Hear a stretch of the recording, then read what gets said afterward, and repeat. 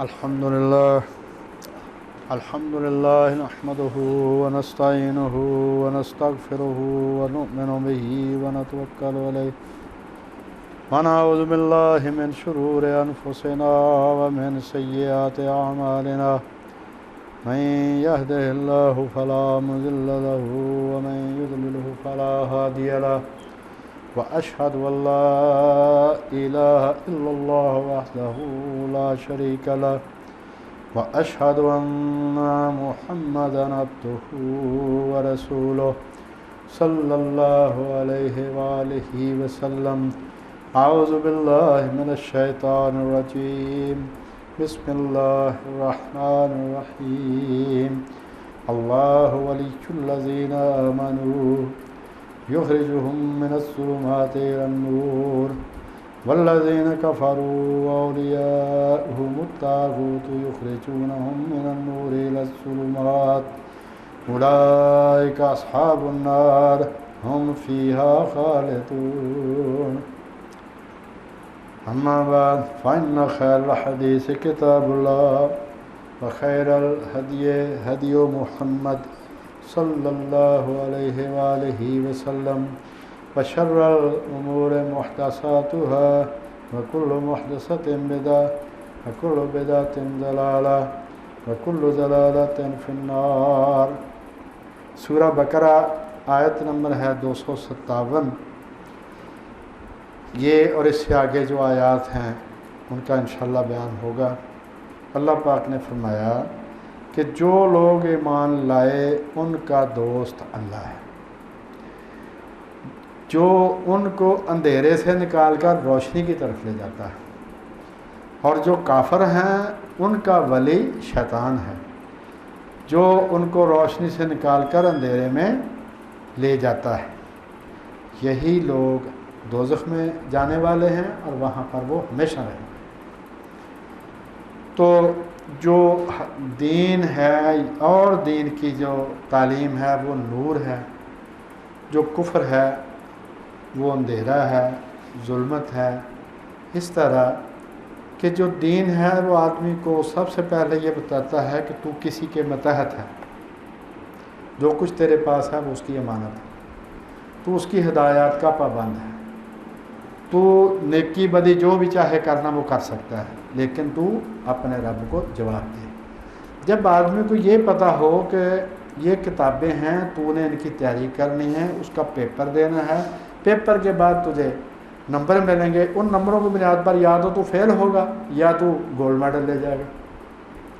تو جو عقل مند آدمی ہے وہ شکریہ ادا کرتا ہے کہ آپ نے مجھے ان ٹائم بتا دیا. تو جو آدمی توجہ نہیں کرتا پھر وہ فیل ہی ہونا اس نے. تو یہاں پر اللہ پاک نے فرمایا کہ جو دین ہے، جو اللہ کا دی ہوئی ہدایت ہے وہ نور ہے، اور اللہ تم کو دین کے ذریعے روشنی میں پہنچاتا ہے.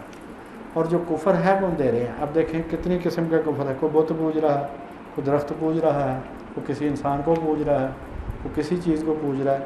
اپنی اپنی ڈفلی اور اپنا اپنا راگ ہے، اور ان کے پاس جتنے بھی مسائل کے حل ہیں انسانی مسائل کے، اس کا کوئی اچھا نتیجہ نہیں نکلا، اس سے آگے مسئلہ بن جاتا ہے کوئی نہ کوئی. جبکہ اللہ کی دی ہوئی جو تعلیم ہے، آپ دیکھیں گے اسلام ہے، جو بھی آدمی اس پر عمل کرے گا ہر انسان کے حقوق اور فرائض کا تحفظ ہے اس میں. تو یہ آدمی کو ایک کامیابی تک پہنچاتی ہے، اور یہی معنی ہے اہدنا الصراط المستقیم، کہ ہدایت جو فطری تھی، ضمیر کی ہدایت وہ بھی تو نے عطا فرما دی، جو نبی کی طرف سے وحی کی ہدایت تھی وہ بھی تو نے عطا فرما دی. اب اس پر ہماری دعا ہے کہ اس پر ہمیں قائم رکھ. اور چوتھی بات یہ اس میں اہدنا الصراط المستقیم میں کہ اس پر چلاتے چلاتے ہمیں منزل مقصود یعنی جنت تک پہنچا دے. تو اللہ کیا کہتا ہے کہ میں تمہیں اندھیروں سے نکال کر روشنی میں لے آتا ہوں دین کے ذریعے. اور جو کافر ہیں، جو ان کا دوست ہے طاغوت. طاغوت شیطان کو بھی کہتے ہیں، اور ہر وہ شخص جو اپنی حد سے باہر نکل جائے. اور اس کا آخری جو ہے نا انسانی لحاظ سے جو اس کی اخیر ہے وہ یہ ہے، کوئی ایسا شخص جو خدا کے قانون کے مقابلے میں اپنا قانون چلائے، وہ طاغوت. تو اللہ پاک نے فرمایا کہ جو کافر ہیں ان کے دوست ہیں شیطان، وہ ان کو روشنی سے نکال کر اندھیرے میں لے جاتے ہیں۔ اندھیرا کیا ہے؟ اپنی خواہشات پر عمل کرنا۔ جب ہر آدمی اپنی خواہشات پر عمل کرے گا تو انسانوں میں ٹکراؤ پیدا ہوگا اور ایک دوسرے پر وہ ظلم کریں گے۔ تو فرمایا جو کافر ہیں وہی دوزخی ہیں، دوزخ میں وہی جائیں گے، ہم فیہا خالدون، وہ وہاں پر ہمیشہ رہیں۔ پھر اللہ پاک نے ایک مثال دی ہے کہ جب کوئی کافر اس کو نصیحت کی بات کی جائے تو وہ غور نہیں کرتا اس پر، وہ اس سے آگے اپنے دلائل دینا شروع کر دیتا ہے۔ مثلا اللہ پاک نے فرمایا، رسول کریم علیہ السلام کو توجہ دلائی کہ کیا آپ کو اس آدمی کا قصہ نہیں معلوم، یعنی اس شخص کو نہیں دیکھا آپ نے، یعنی اس کا قصہ آپ کو پتہ ہوگا۔ وہ یہ ہے کہ جس نے حضرت ابراہیم سے جھگڑا کیا تھا، وہ کون تھا؟ وہ تھا نمرود۔ کیوں جھگڑا کیا تھا؟ وہ بہت تکبر میں آیا ہوا تھا، ان عطاہ اللہ الملک، کیونکہ اللہ نے اس کو بادشاہی دی تھی، لہذا وہ بہت تکبر میں آیا ہوا تھا۔ تو وہ اللہ تعالیٰ کے بارے میں حضرت ابراہیم سے جھگڑنے لگا، کہتا تھا کہ میں ہی رب ہوں، کوئی رب نہیں ہے۔ تو حضرت ابراہیم نے فرمایا کہ میرا رب تو وہ ہے جو زندہ کرتا ہے اور مارتا ہے۔ تو اس نے کہا یہ کام تو میں بھی کرتا ہوں۔ اس نے 2 قیدی منگوائے سزائے موت کے، ایک کو رہا کر دیا، ایک کی گردن اتار دی، کہتا یہ کام تو میں بھی کرتا ہوں۔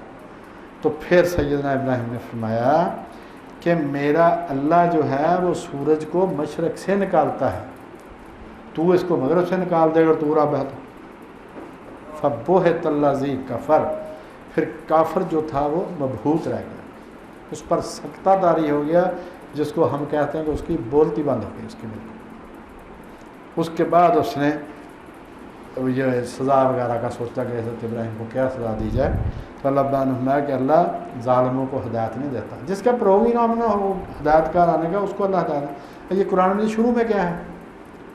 ھدی للمتقین، یہ ہدایت صرف ان لوگوں کے لیے ہے جن کو اپنے انجام کی فکر ہے۔ جس کو اپنے انجام کی فکر نہیں، اس کو نبی نہیں ہدایت دے سکتا۔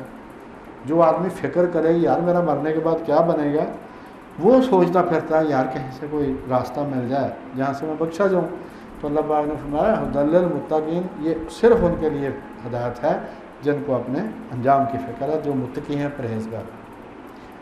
تو اللہ پاک نے فرمایا کہ جب حضرت ابراہیم نے نمرود سے یہ کہا نا کہ میرا رب تو مشرق سے سورج کو نکالتا ہے، اگر تو رب ہے تو مغرب سے نکال دے، فَبُہِتَ الَّذِي کفر، تو کافر حیران رہ گئے۔ اللہ پاک نے فرمایا اس کو ہدایت اس لیے نہیں ملی کہ وہ ظالم تھا، وہ ہدایت چاہتا ہی نہیں تھا، اس کا پروگرام ہی نہیں تھا ہدایت کا۔ اللہ پاک نے پھر جو قیامت آنے پر مردے زندہ ہونے ہیں اس کی مثال ایک اللہ پاک نے دی ہے 259 آیت نمبر میں۔ اللہ پاک نے فرمایا کہ ایک آدمی ایک ایسی بستی سے گزرا جو گر چکی تھی، ویران تھی، اجاڑ تھی، کھنڈر بن چکی تھی۔ تو اس نے کہا کہ اللہ اس کے باشندوں کو مرنے کے بعد کیسے زندہ کرے گا؟ یعنی سارے لوگ بھی مر چکے تھے، بستی گری پڑی تھی، کھنڈر بن چکی تھی۔ تو اس نے کہا کہ اللہ ان کو کیسے زندہ کرے گا؟ تو اللہ پاک نے اس کی روح قبض کر لی، اس کو موت دے دی، اور 100 سال تک وہ موت کی حالت میں وہیں پر اسی شہر میں پڑے رہے۔ 100 سال کے بعد اللہ نے پھر ان کو زندہ کیا۔ جب زندہ کیا تو ان سے پوچھا کہ تم کتنا عرصہ یہاں پر رہے؟ اب ظاہر دن کا ہی کوئی ٹائم تھا نا جب ان کو موت آئی، دن ہی کا ٹائم تھا جب وہ اٹھے۔ تو انہوں نے کہا کہ 1 دن یا اس سے بھی کچھ کم، یعنی میں اگر صبح کو میں سویا تھا تو اب عصر کا وقت ہے مثال کے طور پر، تو انہوں نے کہا 1 دن یا 1 دن سے کم۔ اللہ پاک نے فرمایا تم 100 برس مرے رہے، اب تو دیکھ اپنے گدھے کی طرف۔ ان کا گدھا جو تھا وہ بالکل ختم ہو چکا تھا، ہڈیاں پڑی ہوئی تھی۔ اب 100 سال میں ہڈیوں کا بھی برا حال ہو چکا ہے، دھوپ ہے، سردی ہے، بارش ہے، اس میں تو ہڈیاں بالکل خاک ہی بن جاتی۔ تو اللہ پاک نے فرمایا یہ دیکھ ہڈیوں کو دیکھ۔ پھر دیکھ کے ہم اس کی ہڈیاں کیسے جوڑتے ہیں، ان کے سامنے وہ ہڈیاں ڈھانچہ بنی، ان کے اوپر رگیں پٹھے وہ چڑھے، ان کے اوپر گوشت چڑھا، ان کے اوپر کھال چڑھی، اور وہ کہتا بولے گا، انہوں نے کہا ایسے مردے زندہ کرے۔ اور فرمایا اپنے کھانے کی طرف دیکھ ہے کہ تمہارا کھانا 100 سال ہم نے خراب نہیں ہونے دیا، ہم کو سارے کام آتے ہیں، گدھے کا بچا کچھ نہیں اور کھانے کا خراب کچھ نہیں ہوا۔ ہمارا کھانا ہے وہ تازہ ہے اسی طرح جس طرح تم لے کے آئے تھے، لیکن گدھا جو ہے وہ تیرے سامنے زندہ کریں گے۔ تو اللہ پاک کے جب یہ کمال اس نے دیکھے اس بزرگ نے، تو کہنے لگا عالم، مجھے یقین آ گیا، ان اللہ علی کل شیء قدیر، کہ اللہ پاک ہر شے پر قادر ہے، ہر کام کر سکتا ہے۔ دوسری مثال مردے زندہ ہونے کے اللہ پاک نے یہ دی کہ سیدنا ابراہیم علیہ السلام نے اللہ پاک سے عرض کی کہ اے اللہ تو مجھے دکھا کہ مردے کیسے زندہ کرے گا۔ جب اللہ اور بندے کی بات ہو تو اللہ اللہ ہے، بندہ بندہ ہے، چاہے رسول۔ جب انسانوں کے اور رسول اور نبی کی بات ہو تو زمین آسمان کا فرق ہے عام انسان میں اور نبی میں، لیکن جب اللہ اور اس کے بندے کی بات ہو، پھر بندے ہیں وہ، ان کے دل میں بھی کئی سوال پیدا ہو سکتے ہیں۔ انہوں نے سوال پوچھا کہ میں دیکھنا چاہتا ہوں کہ تو مردے کیسے زندہ کرے گا۔ تو اللہ پاک نے پوچھا کہ تجھے تسلی نہیں ہے؟ انہوں نے کہا جی بالکل تسلی ہے، ایمان ہے میرا، صرف اپنی آنکھوں سے دیکھ کے ذرا دل کو اطمینان دینا چاہتا ہوں کہ اس طرح ہوگا۔ اللہ پاک نے 4 پرندے لے، ان کو ذبح کر، ان کا قیمہ کر کے مکس کر دے، اس قیمے کے تھوڑا تھوڑا 4 مختلف پہاڑیوں پر چاروں طرف رکھ دے، اور وادی کے درمیان میں، چاروں طرف پہاڑ درمیان میں جگہ، تو اس کو کہتے ہیں وادی، اس وادی میں کھڑا ہو کے ان کو آواز دے، وہ تیرے پاس بولتے ہوئے ہیں۔ ویسے ہوا تو جب انہوں نے آواز دی درمیان میں کھڑے ہو کے، تو وہ دوڑتے ہوئے ہیں۔ اب ایک یہاں پر مثال، ایک بت پرست نے، بادشاہ نے، ایک اس وقت کے عالم دین کو، جو بھی بنی اسرائیل کا عالم تھا، اس سے پوچھا کہ خدا مردے کیسے زندہ کر سکتا ہے؟ یہ تو مشکل ہے، تمام بت پرست، تمام مشرک منکر ہیں مردے زندہ ہونے میں، تو یہ کیسے ہو سکتا ہے کہ اللہ مردے زندہ کر لے گا؟ وہ تو مٹی ہوگا، ختم ہوگا، قبروں میں چلے گئے، مل جل گئے مٹی میں۔ اب جناب اس عالم کی بیٹی بھی اس کے ساتھ تھی جب وہ بات ہو رہی تھی، تو اس نے اپنے باپ سے کہا کہ ابو اگر اب اجازت دیں تو میں اس کو جواب دوں، بت پرست بادشاہ کو۔ اس نے کہا تو جواب دے۔ اس نے پوچھا کہ 2 کاریگر ہیں کسی شہر میں، 2 کاریگر ہیں، ایک مٹی سے برتن بناتا ہے اور ایک پانی سے برتن بناتا ہے، دونوں میں سے بڑا کاریگر کون سا ہے؟ اس نے کہا جو پانی سے برتن بناتا ہے۔ تو کہنے لگے جس خدا نے پہلے پانی سے یہ برتن بنا لیا، وہ مٹی سے بھی بنا سکتا ہے۔ انسان کو پہلے اس نے پانی سے بنایا ہے، اب وہ مٹی سے بھی بنا سکتا ہے۔ تم نے اپنے منہ سے کہا کہ بڑا کاریگر وہ ہے جو پانی سے برتن بناتا ہے۔ تو یہ جو مردے زندہ ہونے ہیں، ان کے لیے قرآن مجید کے مختلف مقامات پر یہی ایک بات اللہ پاک نے فرمائی ہے کہ ایک تو ایک دم یک وقت سارے زندہ ہوں گے، اور زندہ کرنے کے لیے اللہ پاک نے فرمایا صرف ایک بار ڈانٹوں گا، بس اٹھو بس، اور سارے کے سارے اٹھ کے چل پڑیں گے۔ اور ہر ایک کے ساتھ ایک ہوگا مال نامے والا جس کے پاس ریکارڈ ہوگا، اور دوسرا ہوگا ڈنڈے والا، سائق اور شہید۔ سائق کہتے ہیں یہ ڈانگری نہیں ہوتے، ڈنگر چارتے ہیں، وہ ان کے پاس ڈنڈا ہوتا ہے، وہ ڈنگروں کو آگے لگا کے ہانک کر لے جاتے ہیں۔ ایک سائق ہوگا اس کے ساتھ کہ کہیں اور نہ جائے، سیدھا عدالت میں پہنچے، اور دوسرے کے پاس ریکارڈ ہوگا کہ چل بھائی وہ وہاں پر پہنچا کے پھر ذمہ داری سے بری ہوں گے۔ تو اللہ پاک نے فرمایا کہ یہ مردے زندہ کرنا میرے لیے وہ مشکل کام نہیں ہے، یہ اتنی بڑی کائنات میں نے بنائی ہے، تو کیا چیز ہے؟ ایک کافر کہتے تھے، بلکہ رسول اللہ کے سامنے وہ پرانی ہڈیاں لا کے نا ایسے بریک کر کے کہتے ہیں خدا ان کو زندہ کرے گا، حضور فرماتے تھے انہی کو زندہ کرے گا۔ پھر قرآن مجید میں مکی صورتیں پڑھیں، بار بار اللہ پاک نے فرمایا کہ میں تو صرف ایک حکم دوں گا، بس مجھے کون سا مشکل ہے مردے زندہ کرنا؟ پہلی بار بنانا مشکل ہوتا ہے نا، جب میں نے پہلی بار بنا لیا دوبارہ بنانا کیا مشکل؟ بس آگے اللہ پاک نے فرمایا کہ جو خیرات کرتے ہیں، یعنی قیامت والے دن جو چیزیں فائدہ دیں گی ان میں سے ایک خیرات بھی ہے۔ تو فرمایا جو خیرات کرتے ہیں، اللہ کی راہ میں جو مال خرچ کرتے ہیں، اس کی مثال اس دانے کی سی ہے جس کے 7 بالیاں اگیں۔ یہ گندم جو ہے اس کا پودا آپ دیکھیں، اس کو کئی سٹے لگے ہوتے ہیں، اس کی مثال دی کہ 7 سٹے لگیں، ہر سٹے میں 100 دانے ہیں، یعنی اللہ پاک اجر کتنا دیتا ہے؟ اگر 1 روپیہ تم اللہ کی راہ میں دو گے تو وہ 700 گنا تک اجر دے گا، بلکہ اس سے بھی زیادہ۔ یہ مثالی جو آیات ہیں جو مسلمانوں کے عام لوگوں کو بھی آتی ہیں، ان میں سے یہ ایک آیت ہے کہ اللہ کی راہ میں مال خرچ کرنے والوں کی مثال اس دانے کی ہے جس سے 7 بالیاں اگیں اور ہر ایک بال میں 100 دانے ہوں، اور اللہ جس کے مال کو چاہتا ہے زیادہ کرتا ہے۔ اب ایک دانے کے بدلے میں 700 گنا اجر دینا، اس کے بعد فرمایا واللہ یضاعف لمن یشاء، اللہ اس کے علاوہ بھی جس کا چاہے بڑھا دے، اس سے زیادہ بھی بڑھا سکتا ہے۔ کیوں؟ واللہ واسع علیم، ایک تو اس کے پاس وسعت بڑی ہے، گنجائش بہت زیادہ، دوسرا وہ خلوص نیت کو بھی جانتا ہے۔ یہ گناہ کس سے ہوتے ہیں؟ خلوص نیت سے، اور خلوص نیت کتنا اہم ترین چیز ہے اللہ کی راہ میں کوئی بھی کام کرنے کے لیے، کہ جو 4 احادیث ہیں جن پر جو پورے اسلام کا خلاصہ ہے، ان میں سے ایک یہ ہے الاعمال بالنیات، عملوں کے ثواب کا دار و مدار نیت پر، جیسی نیت ہوگی ویسا ثواب ملے گا۔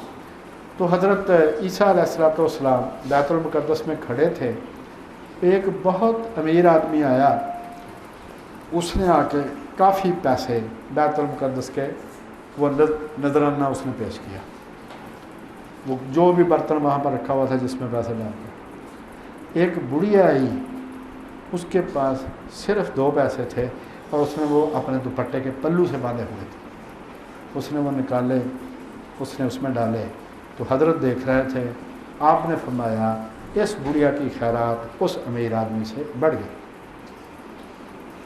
شاگردوں نے پوچھا، صحابہ نے پوچھا کہ حضور اس نے تو بہت زیادہ پیسے دیے ہیں۔ آپ میں اس نے بہت میں سے تھوڑا سا دیا ہے، اس کے بعد بہت زیادہ ہے، اس کے پاس تھے ہی 2 پیسے۔ تو اللہ پاک نے فرمایا جو میری راہ میں خرچ کرے گا 700 گنا تک اجر، بلکہ اس سے بھی زیادہ کر سکتا ہوں۔ کیوں؟ واللہ واسع علیم، میرے پاس بڑی گنجائش ہے، اور علیم کیا کہ میں نیتوں کو بھی جانتا ہوں، جتنے خلوص سے کسی نے وہ کام کیا ہے۔ پھر فرمایا جو لوگ اپنا مال، اگلی آیت 262 نمبر، جو لوگ اپنا مال اللہ کی راہ میں خرچ کرتے ہیں اور اس کے بعد اس کا احسان نہیں جتاتے اور نہ کسی کو تکلیف دیتے ہیں، اس کو مینا دے کے تکلیف بھی نہیں دیتے کہ میں نے فلاں وقت تیری مدد کی تھی، تو اللہ فرمایا ان کا صلہ ان کے پروردگار کے پاس تیار ہے، اور قیامت کے روز ان کو نہ خوف ہوگا نہ غم ہوگا۔ خوف کس چیز کا ہوتا ہے؟ آئندہ آنے والے حالات کا۔ غم کس کا ہوتا ہے؟ پچھلے گزرے ہوئے چیزوں کا پچھتاوا۔ وہ پچھلی زندگی کا بھی ان کو کوئی پچھتاوا نہیں ہوگا، اور آئندہ بھی ان کو کوئی ڈر نہیں ہوگا۔ اور فرمایا کہ اگر تیرے پاس ہے تو دے دے، نہیں ہے تو تب بھی دونوں میں صورتوں میں کیا رویہ اختیار کرنا ہے؟ قول معروف و مغفرہ، اچھی بات کہہ دے کہ بھائی میرے پاس نہیں ہے، معاف کر، معافی اس سے نرم بات کرنی ہے اس سے، یہ نہیں کرنا کہ صدقہ بھی دے اور اس کو باتیں بھی سنائے، یعنی اس کو تکلیف بھی دے۔ اگر تو تکلیف دے گا اس کو، اس کی مدد کرنے کے بعد اس کو تانے مینے دے گا، تو فرمایا واللہ غنی حلیم، پہلی بات تو یہ کہ اللہ غنی ہے، بے نیاز ہے، اور تیرے صدقے کا محتاج نہیں کہ تو اس کی راہ میں دے تو اس کا کوئی کام بننا، وہ تیرا ہی فائدے کی بات۔ دوسری بات حلیم، کہ یہ جو تو نے اس کے ساتھ زیادتی کی ہے کہ اس کو اللہ کے نام پر دینے کے بعد اس کو تو نے تنگ بھی کیا ہے، تکلیف بھی دی ہے، تو یہ فوری عذاب اس لیے نہیں آیا کہ میرے پاس صبر ہے میں صبر کر رہا ہوں، ورنہ حق یہی تھا کہ اسی وقت سزا مل جاتی۔ تو جب دینا ہے صدقہ، اس میں تھوڑا سا دھیان رکھنا ہے شہر والے لوگوں نے خاص طور پر، کہ یہاں پر پیشہ ور گاؤں کے گاؤں آتے ہیں، لائن لگی ہوتی ہے، اور خاص طور رمضان میں تو 6-7 کا گروپا طے کر کے سامنے دکانوں کے سامنے، ان کو آپ نے دینا، بالکل نہیں دینا ان کو. یہ جو پیشہ ور ہیں ان کو نہیں دینا. وہ صبح چڑھتے ہیں بسوں پر، اور ان کا یہ پیشہ ہے، یہ پروفیشن ہے ان کا کہ وہ ٹائم پہ آتے ہیں. ایک مائی پیپلز کالونی میں، یہ فیصل ہسپتال کے اس طرف جو سڑک جاتی ہے وہ ادھر، وہاں پر وہ مانگ رہی تھی. ہمارا ایک ساتھی تھا، اس نے اس سے کہا کہ بی بی آپ مانگنے کے بجائے کوئی کام کر لو کسی گھر میں اپنے گھر میں تمہیں کام دیتا ہوں. اس نے کہا کتنے پیسے دو گے؟ اس نے کہا 5,000. اس نے کہا 5,000 تو میں ایک دن میں کما لیتی ہوں.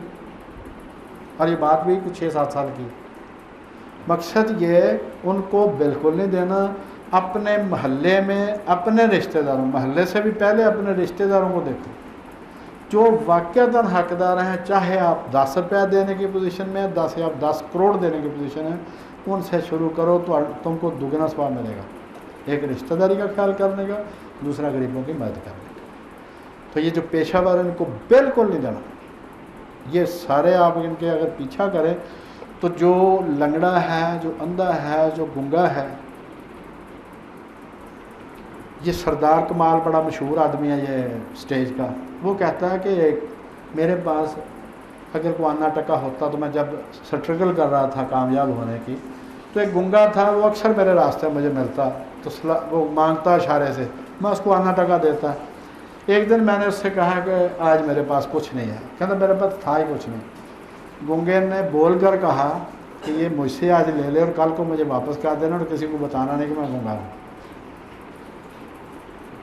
اور کہتا وہ اب بھی مانگتا ہے اور مجھے پتا ہے، لیکن میں نے اسے وعدہ کیا بتاؤں گا نہیں کسی کو. آپ ان کو دیکھیں جب موڑ سے وہ مڑتے ہیں تو لنگڑے بھی بن جاتے ہیں، اندھے بھی بن جاتے ہیں، گنگے بھی بن جاتے ہیں. ان کو نہیں جانا. سب سے پہلے اپنے رشتہ دار دیکھو، اور رشتہ داروں میں بھی سب سے پہلے اپنے سگے بہن بھائی دیکھو. ان کو کسی بہانے سے، بچے کی سالگرہ ہے، عید ہے، شب رات ہے، کسی بہانے سے ان کو دے دو. آپ کو سب پتہ ہوتا ہے کہ ان میں سے کون حقدار ہے. باقی یہ سارے پیشہ والے ان کو بالکل نہیں دینا. یہ گاؤں کے گاؤں ہیں. مطلب جس طرح لوگ دفتر سے کبھی چھٹی کر لیتے ہیں، وہ مسجدوں کے سامنے جو آتا ہے نا جس نماز کے ٹائم پر، وہ کبھی چھٹی نہیں کرتے. وہ اینڈ ٹائم پہنچیں گے، میہ ہو، بارش ہو، کچھ بھی ہو. تو جب بھی دینا ہے اللہ کے نام پر، اپنوں سے شروع کرو، دگنا ثواب ہوگا. فرمایا مومنو اپنے صدقات اور خیرات احسان جتا کر اور تکلیف دے کر برباد نہ کرنا. جو لوگ ایسا کریں گے وہ دکھاوے کے لیے مال خرچ کرتے ہیں. ان کی مثال ایسے ہی ہے کہ ایک چٹان ہے، اس کو تھوڑی سی مٹی پڑی ہے، وہاں پر کوئی کوا کوئی بیٹ اس نے کی آ کے، اس کا وہ بیج ادھر رہ گیا، وہ بیج اگا، لیکن بارش آئی تو وہ سارا گر گیا، کیونکہ مٹی نہیں تھی وہاں پر. تھوڑا سا ہوگا اور بارش آئی وہ سارا بہہ گیا. تو لیکن جو اپنے فرمایا ان کو ان کے اعمال کا کچھ صلہ نہیں ملے گا. نہ شکروں کو اللہ ذات نہیں دیتا.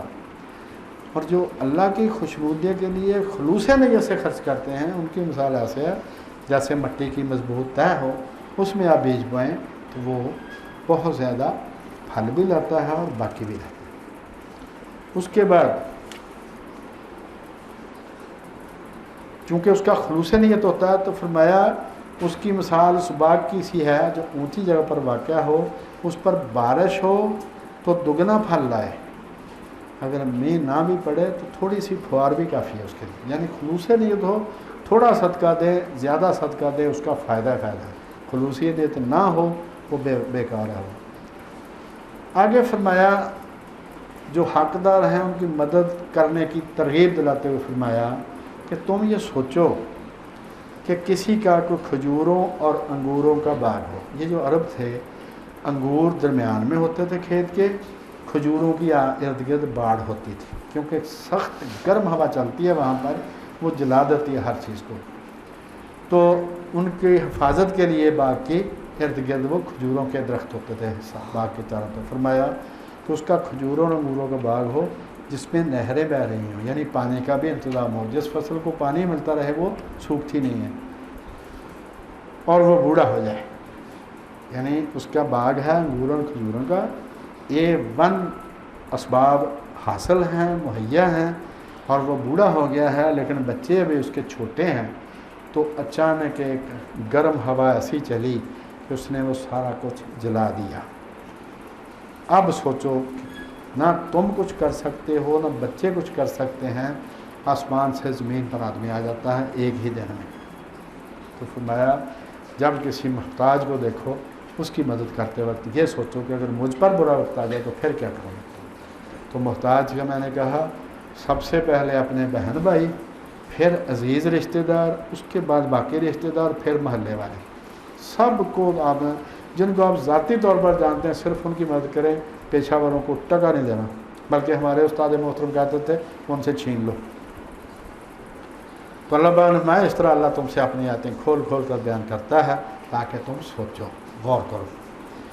فرمایا مومنوں جو پاکیزہ اور عمدہ مال تم کماتے ہو اس میں سے خرچ کرو، یعنی حلال کمائی سے خرچ کرو گے تو اللہ کے ہاں صدقہ قبول ہوگا، اگر حرام کمائی سے صدقہ دو گے تو وہ اللہ سے دوری کا باعث بنے گا، وہ نزدیکی کا باعث نہیں بنے گا، وہ دوری کا باعث بنے گا، کیونکہ یہ خدا کا مذاق اڑانے کے برابر ہے کہ تم نے جس مد سے منع کیا تھا اسی سے میں نے کمایا، میں نے رشوت لی ہے، میں نے چوری ڈاکہ کیا ہے اور اس کے بعد میں تمہارے نام پر دیا، یعنی یہ خدا کا مذاق اڑانے کے برابر ہے۔ لہذا فرمایا کہ طیبات ما کسبتم، پاک مال میں سے صدقہ دینا ہے، چاہے وہ تھوڑا ہو چاہے وہ زیادہ ہو۔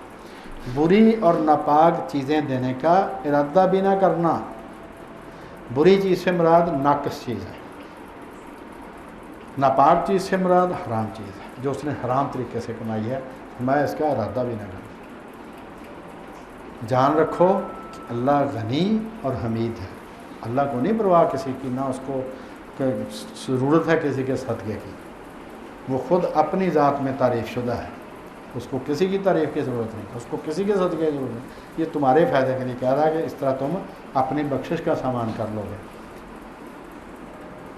اور فرمایا کہ دیکھنا شیطان کا کہا نہ ماننا وہ تمہیں غریبی کا خوف دلاتا ہے اور بے حیائی کے کام کرنے کو کہتا ہے، اور اللہ تم سے اپنی بخشش و رحمت کا وعدہ کرتا ہے، اور اللہ واسع علیم، واللہ واسع علیم۔ فرمایا شیطان کا کہا نہ ماننا، شیطان تمہیں کہے گا کہ اگر تم نے اپنے بہن بھائی کی مدد کی تو اس طرح تمہارے پاس مال کم ہو جائے گا۔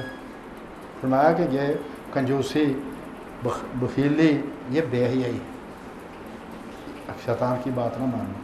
اور جب آدمی کے برے دن آتے ہیں تو وہ کس طرح کی سوچ سوچتا ہے، یہ انشاءاللہ جی یہ بات ہو گئی ہے ہماری 268 آیت تک، انشاءاللہ اس سے آگے بات چلیں گے۔ سوتر منڈی 100 کروڑ تھا اس کے پاس، اس کو کسی نے توجہ دلائی کہ زکوٰۃ دے، زکوٰۃ نہیں دیتا تھا۔ اس نے پوچھا کتنی، اس نے کہا 2.5 کروڑ بنتی ہے، 40واں حصہ۔ تو اس نے کہا اگر 100 کروڑ میں سے 2.5 کروڑ میں نے اللہ کے نام پر دے دیا تو میرے پاس کیا رہ جائے گا جی؟ پھر جب وہ سارا واپس لے لیتا ہے پھر اس وقت کو آدمی پچھتاتا ہے۔ تو جو بھی آپ کے پاس میرے پاس ہے وہ اللہ تعالیٰ نے ایک سبب بنایا ہے جنت خریدنے کا، اگر کسی کا ارادہ ہے تو وہ خرید لے۔ وما لنا الا اللہ۔